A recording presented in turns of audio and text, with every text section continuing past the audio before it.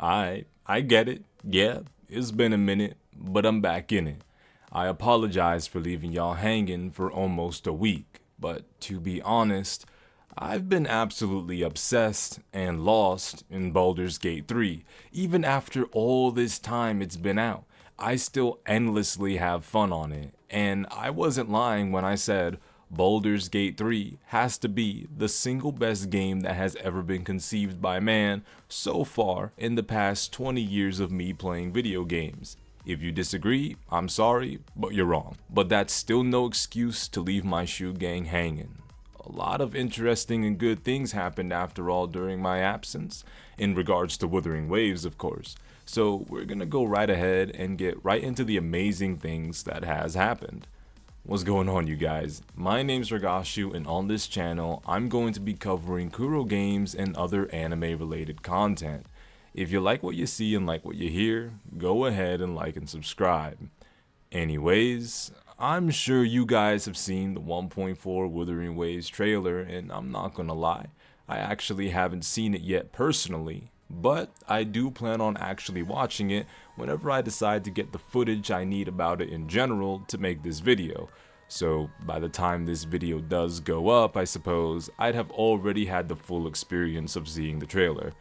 So for right now, I'm only going based off the snippets that I did see. Now, speaking of 1.4, a character that's going to be involved in it heavily is Camellia, a highly anticipated character that's got motherfuckers acting hella unwise, already trying to get they crusty ass hands on this character, and I'ma be real, I don't blame them. See, unfortunately though for Camellia, she won't ever see the light of day on my account. I already ended up getting my wonderful Stardust Lady, as well as my burning hot as a phoenix wife material Chong-Li. Now, speaking of absolutely gorgeous characters coming out, let's not forget you guys also have Lumi to look forward to, the 4-star resonator that people swear to God should have been a 5-star.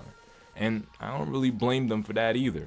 I think she does look good as hell, but regardless, patch 1.4 seriously seems like it's gonna be a wallet drain for the Wuthering Waves community, with a highly anticipated character being released on top of Lumi coming out, as well as reruns being planned afterward. It certainly seems like the community of Wuthering Waves is finna be broke and starving, working until their next paycheck comes to save their life. Like, we going broke with this one. Now, speaking of Camellia, seeing her gameplay does have me very excited. I am very hyped, but I'm also a tad bit concerned. While on one hand, the characters that come out now, they have to be just as cool or even cooler than what she is.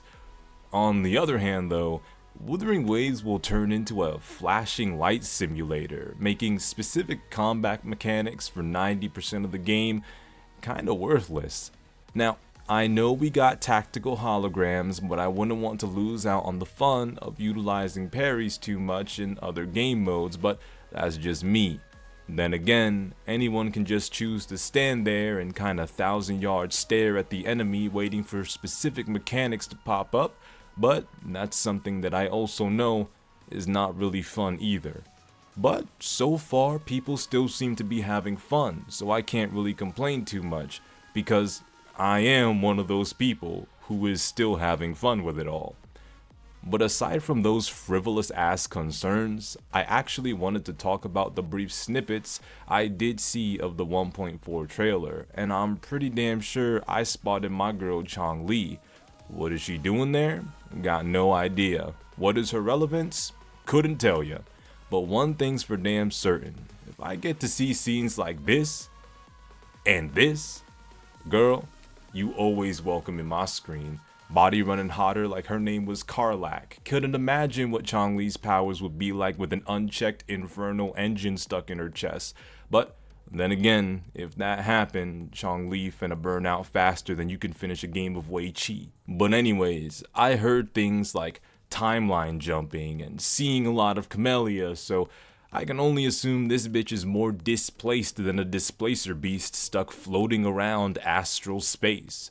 And if we're talking about characters stuck and struggling in time, you already know that this patch is probably gonna have an edgy as fuck emotional story attached to it. I'm just being real.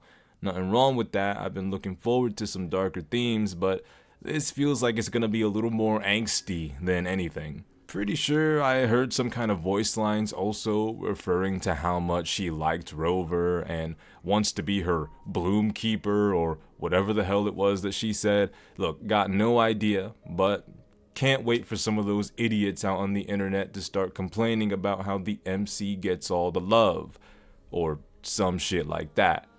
Aside from that, though, I did end up seeing from somewhere else that, well, we're gonna be getting some new combat mechanics. Actually, I'm pretty sure I ended up seeing it in the trailer as well, and I gotta say, this place might end up looking more and more like Ether Gazer every day. Triple screen cutscene ultimates is insane, but regardless, I think that it would be an incredibly fun major improvement.